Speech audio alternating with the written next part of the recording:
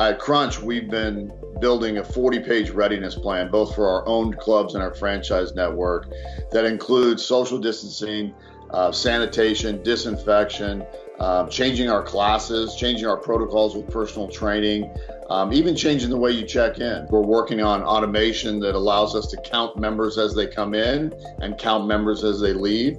We've built a grid system on our group fitness exercise floor. So when you register via the app, you have a number. When you come into the group class, you go to that number and it's gridded out, showing 6 feet separation between you and the next member.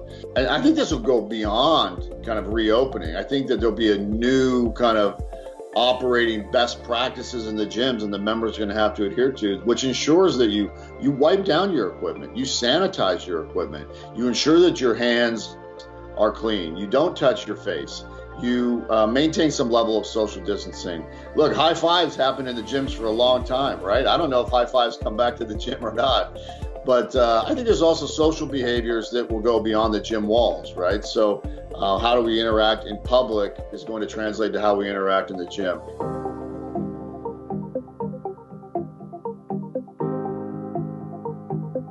I think there'll be an abundance of caution. Look, I'm a former Marine, and in the Marine Corps history, we learned that, while brave and courageous to be the first wave to storm the beachhead, unfortunately, the losses are usually greater than 50%, right?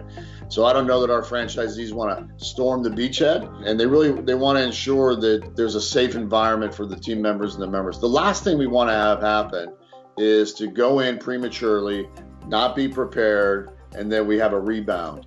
And we don't want to be the cause of any of that.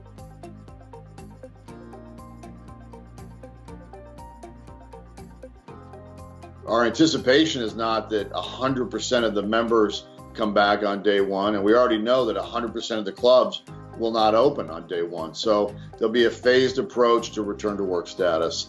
The other thing that's interesting is if you look at a lot of the data, it really supports a healthy lifestyle, an exercise regime, good nutritional habits. Those are things that can help stave off the virus. So we're encouraged by that. We also think there's a lot of pent-up demand. People have been put into their small universe for the better part of the last 6 weeks and so forth, and they need an outlet.